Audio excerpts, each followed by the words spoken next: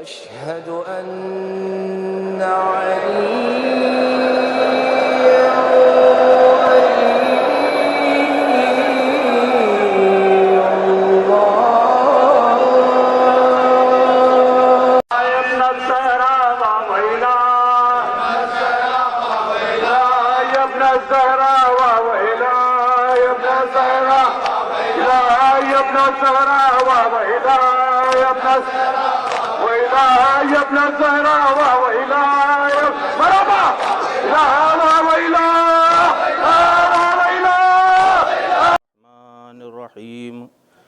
الحمد للہ الذی اسمہ دواء و ذکرہ شفاء و طاعتہ غنا الذی ولی المؤمنین و غایت اعمال العارفین و غیاث المستغیثین ثم الصلاة والسلام علی سید الانبیاء والمرسلین و خیر المبشرین والمنذرین سیدنا و نبینا مولانا مولا الکونین جد الحسن والحسین ابی القاسم محمد اللہم صلی علی محمد وعلی محمد ثم الصلاة والسلام على أهل بيته الطيبين الطاهرين المعصومين المظلومين أما بعد فقد قال الله تبارك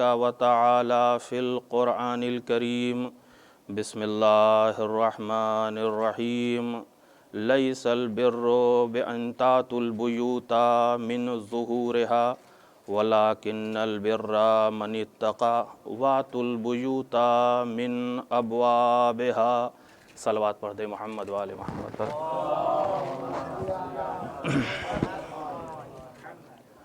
عزیزان گرامی قدر، محترم اور معظم برادران ایمانی، قرآن مجید کا مقدس ترین سورہ اور تفصیلی اور طولانی سورہ جسے سورہ مبارک بقرہ کہا جاتا ہے، سورہ مبارک بقرہ کی 189 نمبر آیت کا کچھ حصہ میں نے آپ حضرات کی خدمت میں پیش کیا کہ جس میں ارشاد ہو رہا ہے کہ لیس البر بأن تأتوا البیوت من ظہورها ولکن البر من اتقى واتوا البیوت من ابوابها، کہ جب گھروں میں نیکی یہ نہیں ہے، لیس البر نیکی اور بر یہ نہیں ہے کہ جب گھروں میں آؤ تو اس کے پشت کی طرف سے آؤ، بلکہ نیکی یہ ہے کہ انسان اللہ کا تقوی اختیار کرے، وَاتُوا الْبُيُوتَ مِنْ أَبْوَابِهَا، اور جب گھروں میں آؤ تو اس کے دروازے سے آؤ۔ ذرا غور کریں یہ قرآن سمجھانا کیا چاہتا ہے، یہ قرآن بتانا کیا چاہتا ہے، یہ قرآن کیا میسج اور کیا پیغام دینا چاہتا ہے کہ نیکی یہ نہیں، ظاہراً تو ایک عجیب سی بات لگ رہی ہے کہ نیکی یہ نہیں ہے کہ جب گھروں میں آؤ تو پشت کی طرف سے آؤ، بلکہ نیکی یہ ہے کہ انسان تقوی اختیار کرے، اور جب گھروں میں آؤ وَأْتُوا الْبُيُوتَ مِنْ أَبْوَابِهَا، گھروں میں آؤ تو دروازے سے آؤ۔ تو آخر یہ قرآن کیا سمجھانا چاہتا ہے، قرآن ہمیں کون سا ایسا میسج اور پیغام دینا چاہتا ہے؟ تو عزیزان گرامی، ان باتوں کو اور ان باریکیوں کو ہم نہیں سمجھیں گے تو کون سمجھے گا کہ قرآن کتاب ضرور ہے لیکن بندوں کی کتاب نہیں ہے، کتاب اللہ ہے۔ تو جب قرآن کتاب اللہ ہے، بندوں کی کتاب نہیں ہے، تو اس کا اصل اور دقیق جو معنی ہے، جو مطلب ہے، اس کی حقیقی وضاحت اور جو تفسیر ہے وہ عام بندے نہیں کریں گے، چونکہ یہ کتاب اللہ ہے، لہٰذا واقعی مفسر اور مؤول جو ہوگا وہ خلیفۃ اللہ ہوگا، وہ حجت اللہ ہوگا، وہ ولی اللہ ہوگا۔ کیوں؟ کہ اس لیے عزیزان گرامی کہ اہل البیت ادرا بما فی البیت، گھر والے اچھی طریقے سے جانتے ہیں کہ گھر کے اندر کیا ہے، تو جس طریقے سے گھر والے بہتر اور اچھی طریقے سے جانتے ہیں کہ گھر میں کیا ہے، ویسے اہل بیت علیہ السلام بہتر طریقے سے جانتے ہیں کہ قرآن میں کیا ہے۔ ویسے ہی یہ حجت اللہ یہ ولی اللہ بہترین طریقے سے جانتے ہیں کہ قرآن میں کیا ہے. ادرا بما فی البیت, اس کے بارے میں جو کچھ گھر میں ہے گھر والے سب سے بہتر طریقے سے, سب سے اچھی طریقے سے جانتے ہیں. یا لفظوں کو بدل کر یوں کہہ دیا جائے کہ قرآن مجید کی حقیقی اور واقعی منشا اور حقیقی تفسیر وہ نہیں کرے گا کہ جس کے گھر میں قاریوں نے قرآن پڑھا ہو. قرآن کی تفسیر وہ کرے گا کہ جس کے گھر میں بصورت وحی جبرائیل امین نے تلاوت کیا ہو. قرآن کا حقیقی مطلب کیا ہے یہ وہی بتائیں گے جو ادرا بما فی البیت ہیں, جو قرآن کے معنی, قرآن کے مطلب کو حقیقی طور پر, واقعی طور پہ جانتے ہیں. اور عزیزان گرامی, یہی وجہ ہے کہ اس آیت کریمہ کے متعلق جب ہمارے اور آپ کے پانچویں امام حضرت امام محمد باقر علیہ السلام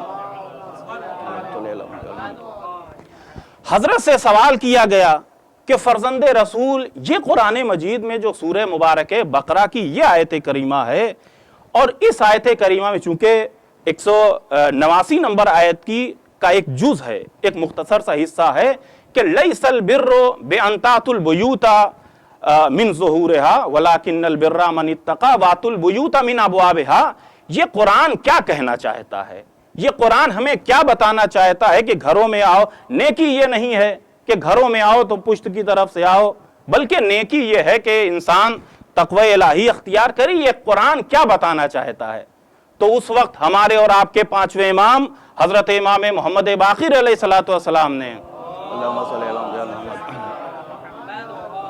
حضرت نے فرمایا کہ اصل میں معاملہ یہ ہے, بات یہ ہے کہ ایام جاہلیت میں جب لوگ لباس احرام پہن لیتے تھے تو پھر لباس احرام پہننے کے بعد گھر کا جو اصلی دروازہ ہوتا تھا اس سے گھر کے اندر داخل ہونا یہ نیکی کے خلاف سمجھتے تھے.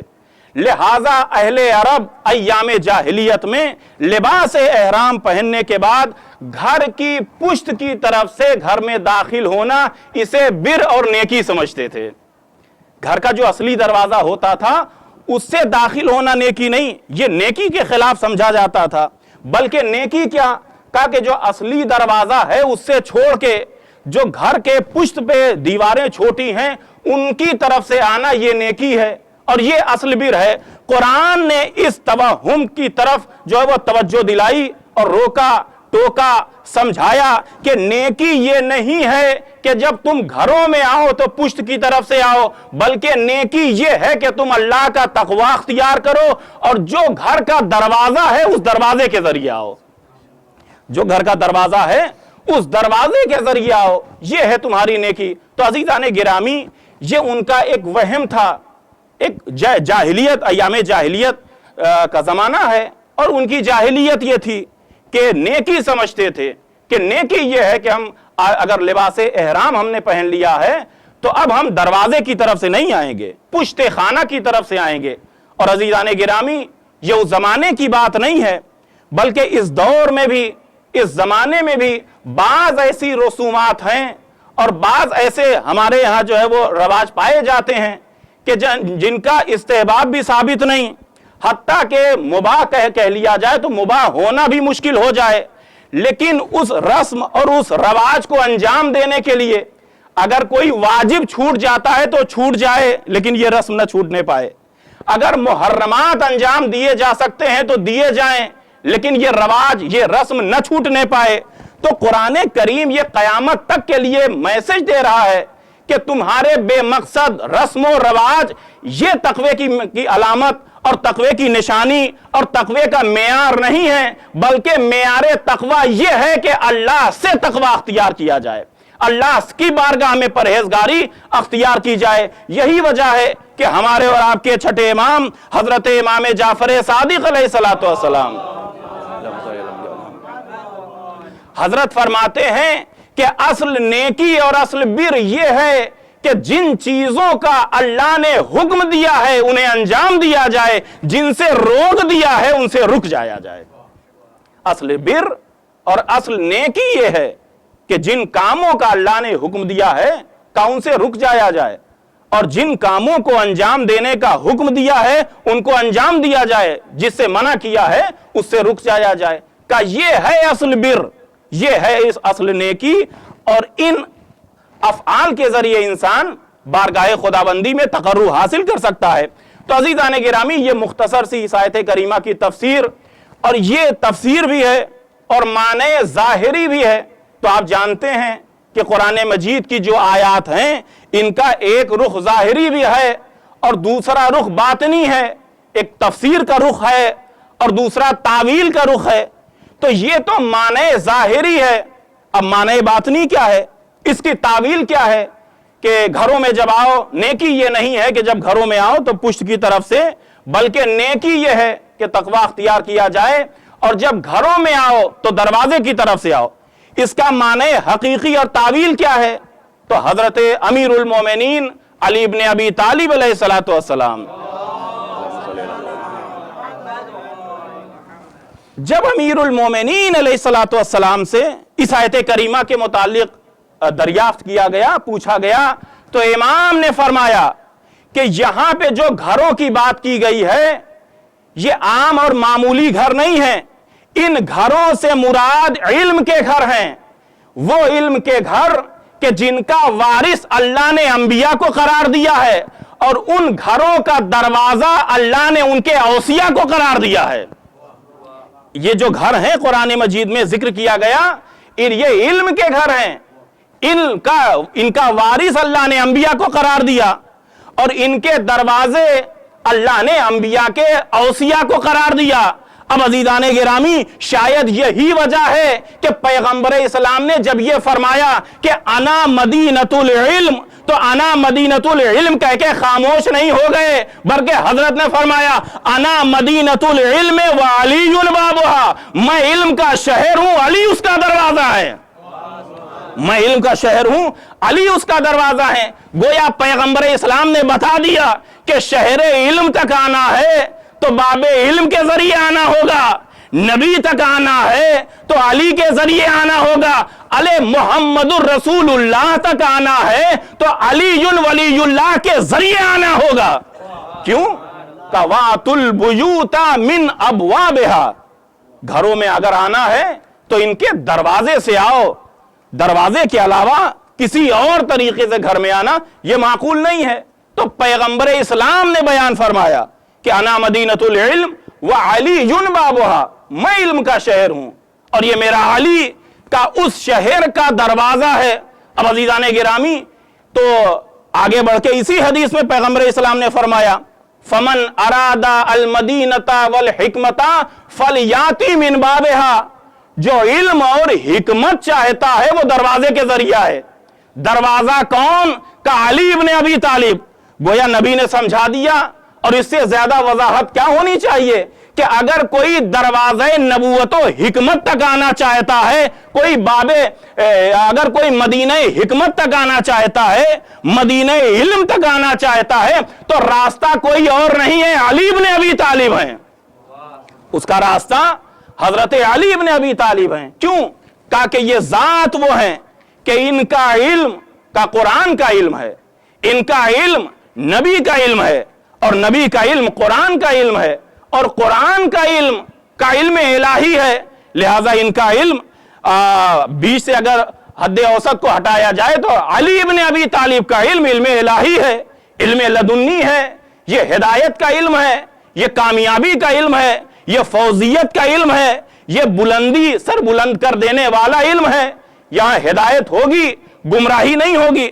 تو جب ان کا علم ہدایت کا علم ہے، کامیابی کا علم ہے، ہدایت کی منزلوں کو طے اور کرنے والا علم ہے، اس عروج تک پہنچانے والا علم ہے، تو اب ان کے مقابل میں اگر کوئی علم ہوگا تو وہ ہدایت کا علم نہیں ہوگا، وہ گمراہی کا علم ہوگا، وہ ضلالت کا علم ہوگا۔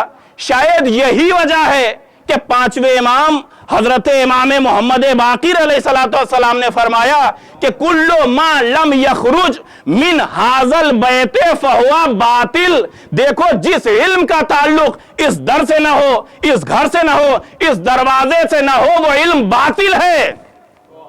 کل ما لم یخرج من حاضل بیت فہوا باطل، جس علم کا تعلق ہم سے نہ ہو، اس گھرانے سے نہ ہو، اس دروازے سے نہ ہو، اس در سے نہ ہو، اس چوکھٹ سے نہ ہو، وہ علم زخرف ہے، اس علم کی کوئی حیثیت نہیں ہے، اس علم کا کوئی وقار نہیں ہے، وہ علم ہدایت کی منزلوں تک نہیں پہنچائے گا، وہ علم گمراہ کر دے گا۔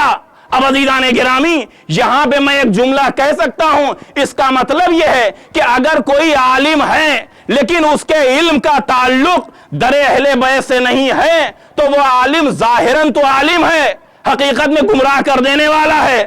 توجہ کیجئے گا، اب اس کا مطلب یہ ہے کہ اس در کو چھوڑ کے کوئی فخر الدین رازی تو بن سکتا ہے، سید رضی نہیں بن سکتا۔ اس دروازے کو چھوڑ کے کوئی فخر الدین رازی بن سکتا ہے، سید رضی نہیں بن سکتا۔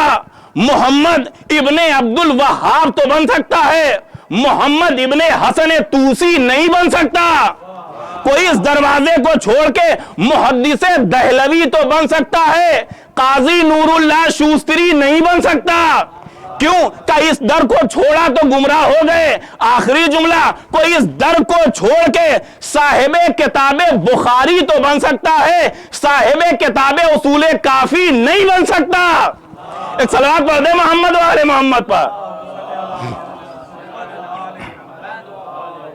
اس در اور اس گھر کو چھوڑ کے اگر کسی نے اس در کو چھوڑا، کسی نے اس در کو، دروازے کو چھوڑا، اس گھر کو چھوڑا تو ہدایت کا اس کا مقدر نہیں ہو سکتی، وہ گمراہ ہو جائے گا، وہ ذلیل ہو جائے گا، دنیا میں بھی ذلیل ہوگا اور آخرت میں بھی ذلیل ہوگا۔ اور عزیزان گرامی، اس آیت کریمہ میں امیر المومنین علیہ الصلوۃ والسلام نے واضح کر دیا، صاف لفظوں میں بیان کر دیا کہ یہ علم کے گھر ہیں اور ان سے مراد کا انبیاء ہیں۔ وارث کون؟ کا وارث ان کے اوصیاء ہیں کہ جنہیں قرآن نے ابواب سے اور دروازے سے تعبیر کیا ہے۔ جب امیر المومنین علی بن ابی طالب سے سوال کیا گیا کہ مولا اور اس کی وضاحت کیجئے کہ جب ہم علم کے دروازے تک آنا چاہیں تو اس علم کے حقیقی اور واقعی دروازے میں داخل ہونے کا کیا مطلب ہے، کیسے سمجھا جائے کہ کون باب مدینۃ العلم میں داخل ہوا اور کون ان سے خارج ہو گیا؟ تو اس وقت حضرت امیر المومنین علیہ الصلوۃ والسلام نے واضح لفظوں میں ارشاد فرمایا۔ حضرت فرماتے ہیں فمن بایانا واقر بولایتنا فقد آت البیوت من ابوابها، کہ جس نے ہماری بیعت کی اور ہماری ولایت کا اقرار کیا وہ ایسے ہی ہے کہ جیسے گھر میں دروازے سے داخل ہو، وہ ایسے ہی ہے کہ جیسے گھر میں دروازے سے داخل ہو۔ ومن فضل علینا غیرنا کانا کمن اتل بیوتا من ظہورها، اور جس نے ہمارے اوپر غیروں کو فضیلت دی وہ ایسے ہی ہے کہ جیسے گھر میں تو آیا لیکن دروازے سے نہیں، دیوار کی طرف سے آیا۔ ایک صلوات پڑھ دے محمد و آل محمد پر۔ پانی دے دیجئے گا، ٹھنڈا تو نہیں ہے؟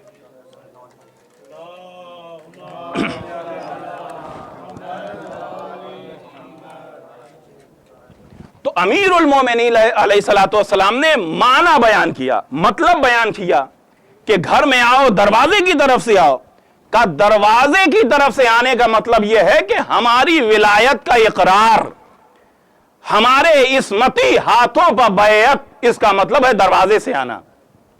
اس کے بعد پھر امیر المومنین علیہ الصلوۃ والسلام نے بیان فرمایا آگے بڑھ کے کہ نہج البلاغہ میں یہ کلمات حضرت کے موجود ہیں کہ نحنو الشعار والاصحاب والخزنۃ والابواب، دیکھو دین کے شعار، دین کی نشانیاں، دین کی علامتیں ہم ہیں اور دین کے حقیقی وارث و ساتھی ہم ہیں، والخزنۃ والابواب، اور دین کے اصل خزانہ دار اور دین کے اصل دروازے ہم ہیں، ولا یوتا البیوت الا من ابوابها، اور جب گھروں میں آیا جاتا ہے تو گھروں کے دروازے سے آیا جاتا ہے، ولا ومن آتا البیوت من غیر ابوابها سمیا سارقا، لیکن جو گھروں میں تو آئے دروازے سے نہ آئے اسے چور کہا جاتا ہے۔ جو گھروں میں آئے لیکن دروازے سے نہ آئے اسے چور کہا جاتا ہے۔ اس کا مطلب یہ ہے کہ جو دین میں داخل ہو لیکن علی ابن ابی طالب کے ذریعے نہ آئے وہ مسلمان تو چھوڑیے وہ چور ہے۔ اور بھائی چور یہ صرف مال و دولت کے چور کو چور نہیں کہتے، احکام شریعت کے کو چرانے والے اور اصلاح کو چرانے والے کو بھی چور کہا جاتا ہے۔ اس کا مطلب یہ ہے کہ اگر کوئی بغیر ولایت مولا علی کے نماز پڑھ رہا ہے، روزہ رکھ رہا ہے، حج کر رہا ہے تو حاجی نہیں چور کہلائے گا، نمازی نہیں چور کہلائے گا، روزے دار نہیں چور کہلائے گا۔ صلوات پڑھ دے محمد و آل محمد پر۔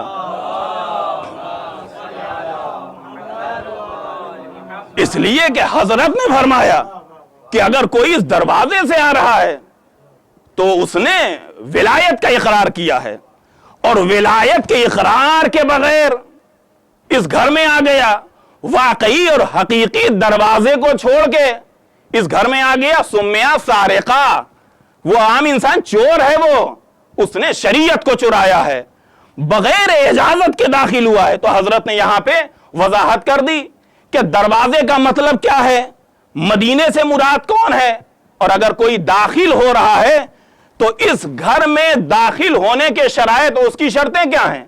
عزیزان گرامی، یہ آیت، یہ پیغمبر اسلام نے جو حضرت کے متعلق بیان فرمایا، اور اسی حدیث کے ضمن میں کانہو ولیس البر من اتى البیوت من ظہورہا، یہ جو نیکی ہے گھروں میں آنے کی، یہ پوری آیت کی تفسیر اگر دیکھی جائے تو پیغمبر اسلام کا یہ جملہ ہے، انا مدینۃ العلم وعلی بابھا، میں علم کا شہر اور علی اس کا دروازہ، کا دروازے کے ذریعے سے گھر میں آیا جائے، دروازے کو چھوڑ کے آئے تو کہا یہ نیکی نہیں ہے، دروازے کے ذریعے آؤ، اصل نیکی یہ ہے، دروازے کو چھوڑ کے آئے کہا یہ تمہارا وجود پھر ایک چور جیسا وجود رہ جائے گا۔ تو پوری اس آیت کریمہ کی اگر تفسیر دیکھی جائے تو مختصر لفظوں میں پیغمبر اسلام نے کی ہے کہ انا مدینۃ العلم وعلی بابھا، میں علم کا شہر اور حضرت علی کا اس کا دروازہ۔ عزیزان گرامی، آپ اہل علم ہیں، آپ سے بہتر کون سمجھے گا کہ یہ آیت کریمہ نصف نہار کے سورج کی طریقے سے روشن ہے۔ حدیث کریمہ ایک نصف نہار کے سورج کے مانند روشن ہے۔ کسی کے اندر یہ جرأت نہ ہو سکی کہ امیر المومنین علیہ السلام کی فضیلت کی اس حدیث کا انکار کرے، لیکن اب اسے کیا کیجئے گا کہ امام بخاری نے اس حدیث پیغمبر اسلام کو اپنی بخاری میں جگہ نہیں دی۔ اب ممکن ہے کوئی یہ کہے کہ بھئی یہ حدیث ممکن ہے آپ کے لیے جو صحیح ہو، لیکن جو امام بخاری کا معیار حدیث ہے اس معیار حدیث کے اعتبار سے صحیح نہ اتر رہی ہو، لہذا انہوں نے بخاری میں ذکر نہیں کیا۔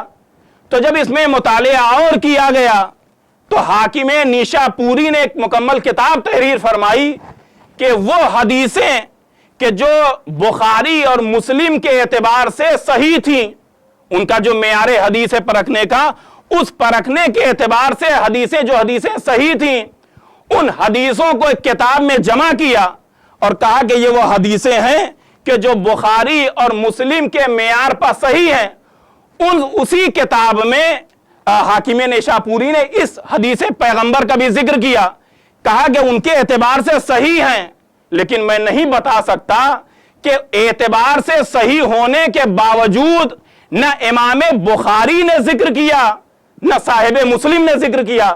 میں کہوں گا آپ سمجھیں نہ سمجھیں، میں سمجھ گیا اصل وجہ کیا تھی۔ اگر حدیث یہیں پہ آ کے رک جاتی کہ انا مدینۃ العلم تو یہ بھی نقل کرتے، لیکن اگلا جملہ یہ بھی تو ہے وعلی بابھا، یہ علی ابن ابی طالب کی فضیلت تھی کہ جو اقرار کرنے سے یہ پیچھے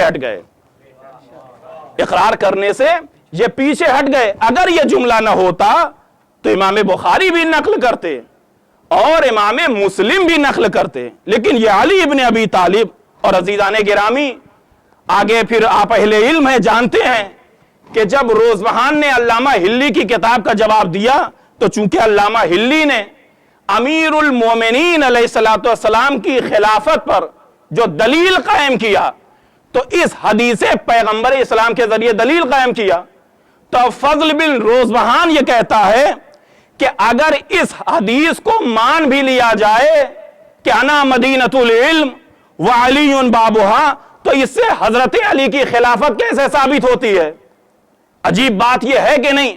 یہ بات کیا ہے؟ انا مدینۃ العلم وعلی بابھا، یہ کون کہہ رہا ہے؟ سید الانبیاء کہہ رہے ہیں کہ میں علم کا شہر اور علی بن ابی طالب کا اس کا دروازہ ہے۔ فضل بن روزبہان یہ کہتا ہے کہ اگر یہ مان بھی لیا جائے کہ حدیث صحیح ہے تو خلافت کیسے ثابت ہوتی ہے؟ میں نے کہا تم مان کے تو دیکھو، ارے اپنی لڑکیوں سے اور بچیوں سے مسئلے پوچھنے والوں کی خلافت ثابت ہے، جو باب مدینۃ العلم ہے اس کی خلافت ثابت نہیں ہے۔ ایک صلوات پڑھ دے محمد و آل محمد پر۔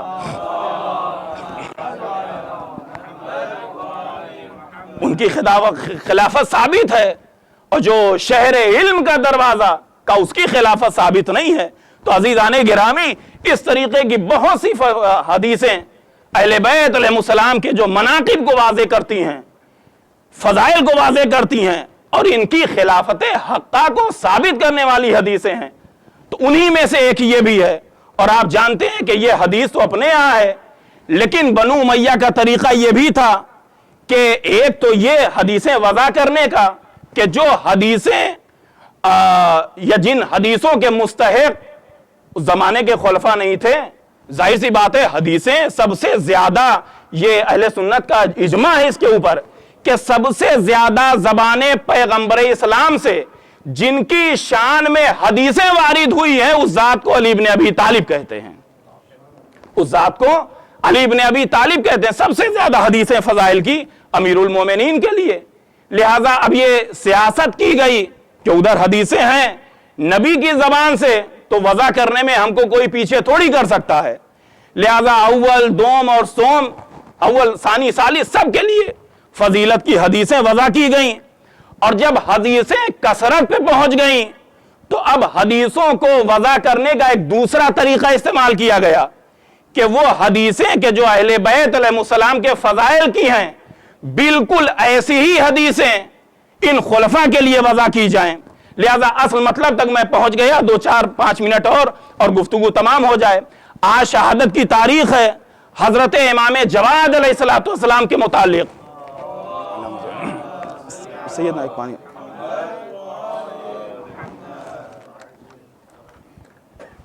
حضرت کی شہادت کی تاریخ ہے، 5 یا 7 منٹ اور۔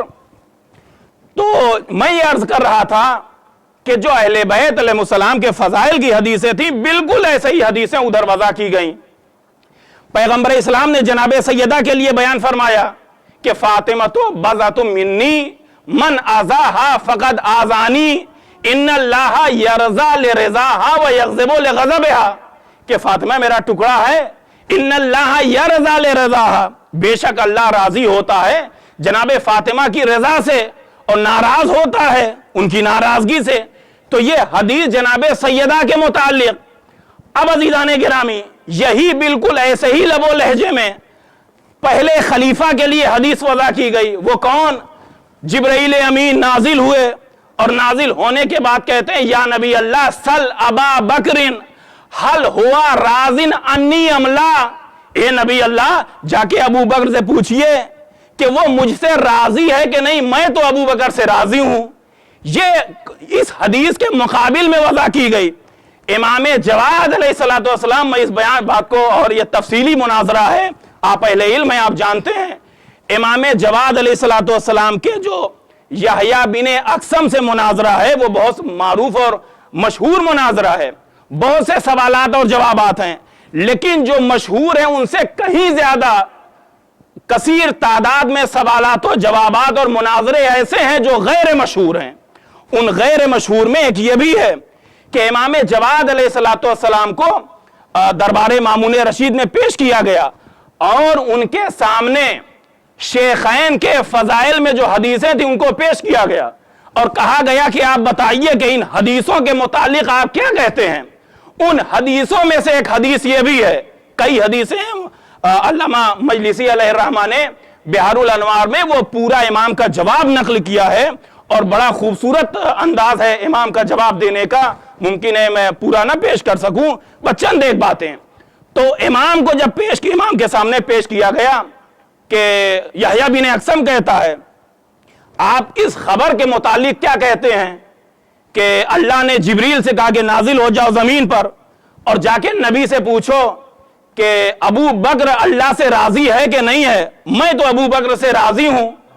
تو اب عزیزان گرامی امام جواد علیہ السلام سے جب کہا گیا تو آپ جانتے ہیں ظاہری طور میں یہ عقیدے کا سوال ہے، لیکن حقیقت میں یہ عقیدے کا کم سیاسی زیادہ سوال ہے۔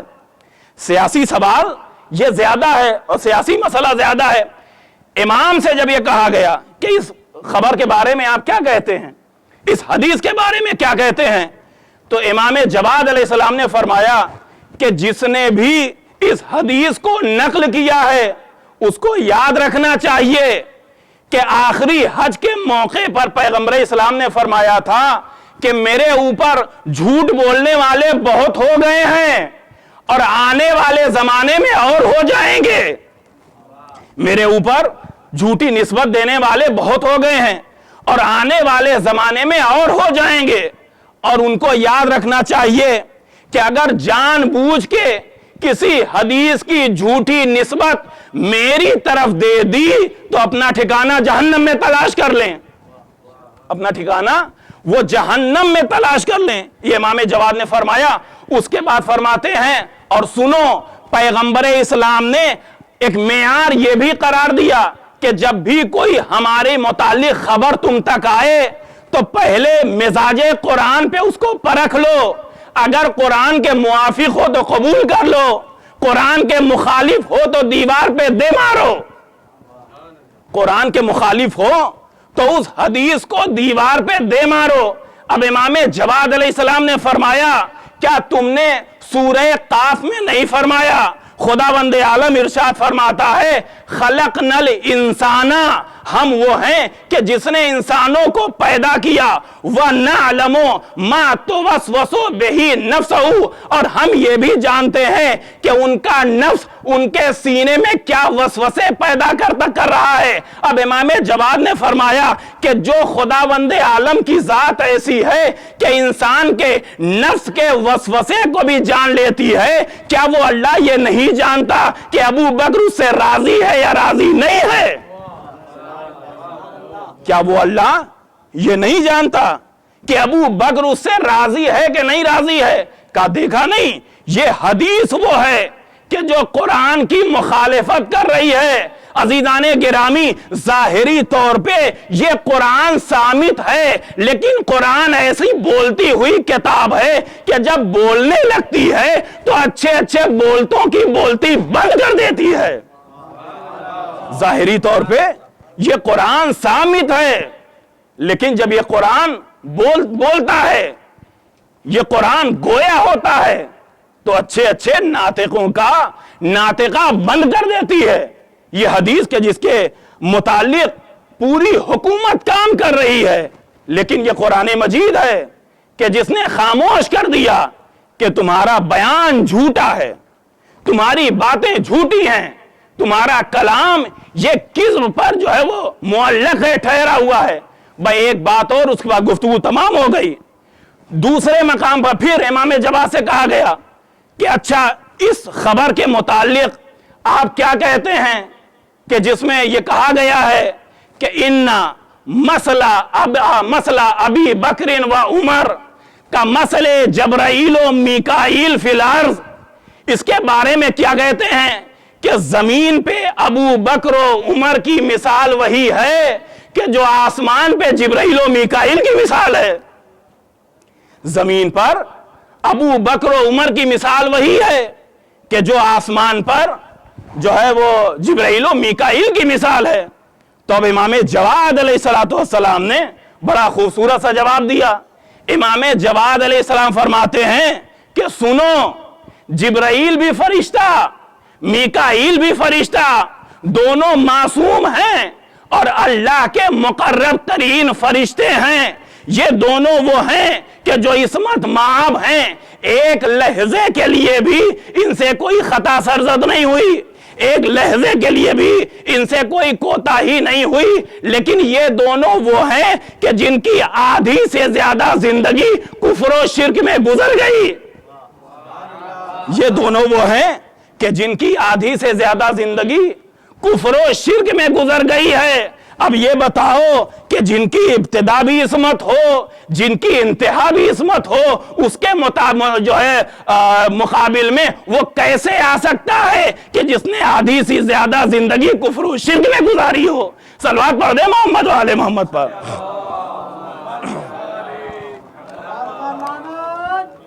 بے شمار بے شمار بے شمار بے شمار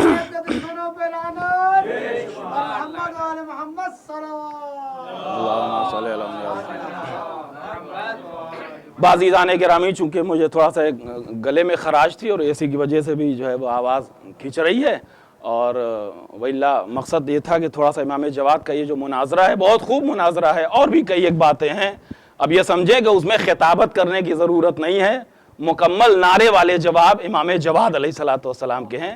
علامہ مجلسی علیہ الرحمہ نے بہار میں تفصیل سے اس کو ذکر فرمایا ہے۔ تو بہرحال یہ امام علیہ السلام نے ایک معیار ہمیں دیا کہ جو بھی حدیثیں آئیں تو ان کو قرآن کے آئینے پر پرکھو، اگر وہ قرآن کے موافق ہیں تو وہ کلام ہمارا ہے، اگر وہ قرآن کے مخالف ہیں تو نسبت ہماری ہے، وہ کلام ہمارا نہیں ہے، وہ بیان ہمارا نہیں ہے۔ تو امام جواد علیہ السلام نے اس طریقے سے امت کو ہدایت دی، اور اس طریقے سے جو ضلالت گمراہی والا راستہ تھا وہاں سے موڑ کے ہدایت اور نیکی والا جو دروازہ تھا اس دروازے تک امام جواد علیہ السلام نے امت کو پہنچایا۔ لیکن آپ جانتے ہیں کہ ہمارے امام تو 12 ہیں، امام زمانہ علیہ السلام کو چھوڑ کے سب سے مختصر جو مدت ملی ہے، عمر ملی ہے، وہ ہمارے اور آپ کے نویں امام حضرت امام جواد علیہ السلام کو ملی ہے۔ اسی لیے امام جواد علیہ السلام کو شباب الائمہ کہا جاتا ہے۔ اکثر عمر والے امام امام جواد علیہ السلام ہیں۔ معتصم باللہ، اس کا باپ ہارون نے امام موسی کاظم علیہ السلام کو زہر دغا دیا اور امام کو شہید کیا۔ مامون نے امام رضا علیہ السلام کو زہر دیا اور امام رضا کو شہید کیا۔ اس معتصم ملعون نے امام جواد علیہ السلام کو زہر دیا اور امام جواد علیہ السلام کو 25 برس کی عمر میں اس دنیا کو الوداع کہنا پڑا۔ عزادارو، تاریخ میں 2 قسم کے جو ہے وہ طریقے ملتے ہیں کہ جن سے امام جواد علیہ السلام کو جو ہے وہ درجہ شہادت پر فائز کیا گیا، امام کو قتل کیا گیا۔ ایک تو یہ کہ معتصم عباسی نے خود ایک اسیر بنایا اور اس اسیر میں زہر ملایا، اور زہر ملانے کے بعد مہر لگا کر امام کی زوجہ ام الفضل کے ہاں بھیج دیا کہ اس جو ہے وہ اسیر کو امام کی خدمت میں پیش کرو تاکہ تمہاری بھی مشکل آسان ہو جائے۔ اس لیے کہ جو امام کی زوجہ تھی یہ بھی ملعونہ امام کی دشمن تھی اور امام سے بغض رکھنے والی یہ خبیثہ اور ملعونہ تھی۔ دوسرا جو طریقہ بیان کیا گیا، دوسری جو صفت بیان کی گئی وہ یہ تھی کہ امام جواد علیہ السلام کو جو شہید کیا گیا اس کی وجہ یہ بیان کی گئی کہ ملعونہ نے زہر میں انگور میں جو ہے وہ زہر ملایا، اور زہر کو جب انگور زہر سے بجھ گیا، مخلوط ہو گیا، تو اس انگور کو اس ملعونہ نے امام جواد علیہ السلام کی خدمت میں پیش کر دیا۔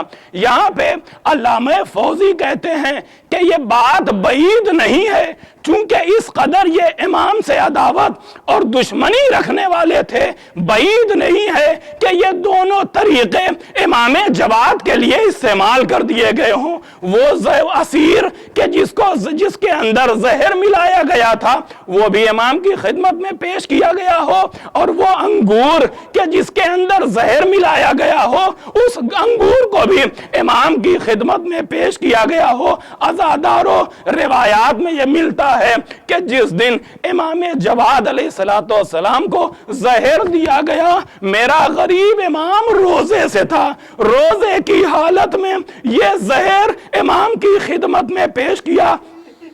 عزادارو آپ جانتے ہیں کہ آج بھی اہل عرب کا یہ دستور ہے کہ جب وہ روزہ ہوتے ہیں، روزہ رکھتے ہیں، نماز سے فراغت کے بعد، نماز تمام کرنے کے بعد سفرہ بچھتا ہے، اہل خانہ کے ساتھ وہ دسترخوان پر بیٹھتے ہیں اور اس کے بعد افطار کرتے ہیں۔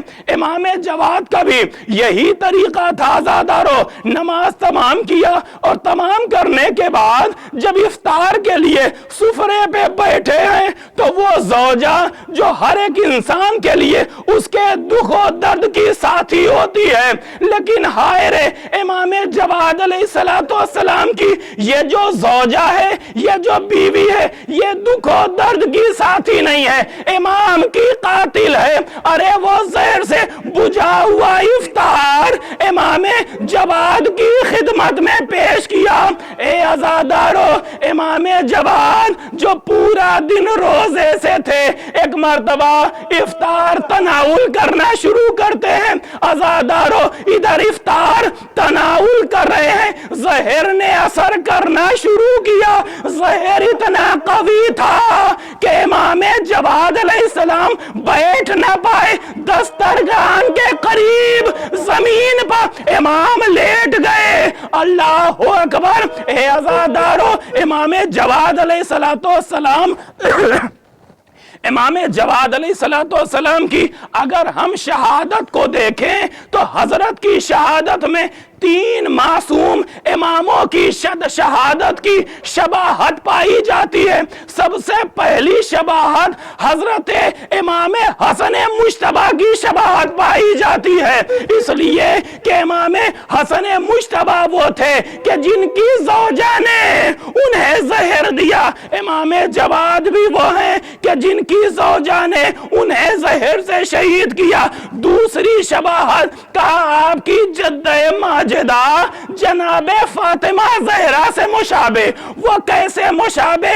کہا جناب فاطمہ زہرا وہ ہے کہ جنہوں نے مختصر سی عمر میں اس دنیا کو خدا حافظ کہا۔ 18 برس کی عمر میں جناب فاطمہ زہرا پہلو شکستہ حالت میں اس دنیا سے رخصت ہوئی، حسنین یتیم ہوئے۔ ہائے امام جواد بھی 25 برس کی عمر میں زہر دغا سے شہید ہو کے اس دنیا سے رخصت ہوئے۔ اور عزادارو تیسری شباہت امام حسین سے، غریب کربلا وہ شہید ہیں کہ جو 3 دن کے بھوکے پیاسے اس دنیا سے شہید ہوئے ہیں۔ جب امام حسین کا وقت آخر آیا تو راویوں نے لکھا ہے کہ امام حسین کی پیاس سے یہ حالت تھی کہ زمین سے آسمان تک پیاس کی شدت کی وجہ سے دھواں نظر آ رہا تھا۔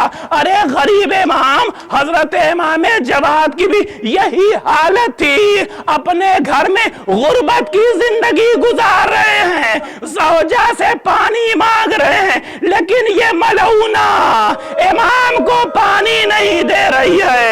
ارے میرا غریب امام اپنے جد امام حسین کی طرح پیاسی حالت میں اس دنیا کو خدا حافظ کہا اور اس دنیا سے رخصت ہو گئے۔ الا لعنت اللہ علی القوم الظالمین وسيعلم الذين ظلموا أي منقلب ينقلبون إنا لله وإنا إليه راجعون رضا بقضائه وأمره الہی بحق زہرا و ابیہا و بعلہا و بنیہا و سر المستودع فیہا، معبود تجھے واسطہ محمد و آل محمد کا ہم سب کی اس مختصر سی عبادت کو قبول فرما۔ معبود تجھے واسطہ محمد و آل محمد کا ہم کو حقیقی معنوں میں حضرت امام جواد کا شیعہ بننے کی توفیق عطا فرما۔ معبود تجھے واسطہ محمد و آل محمد کا ہم سب کے خلوص کو اپنی بارگاہ میں قبول و منظور فرما۔ معبود تجھے واسطہ محمد والے محمد کا، خصوصاً امام جواد کا واسطہ ہم سب کے مسائل اور پریشانیوں کو آسان فرما۔ معبود تجھے واسطہ محمد والے محمد کا، ہمارے آخری امام کے ظہور میں تعجیل فرما، اور ہم سب کو اس قابل بنا دے کہ ہم حضرت کے ناصرین میں شمار ہو سکیں۔ ربنا تقبل منا انک انت السمیع العلیم بفضلک ورحمتک یا ارحم الراحمین۔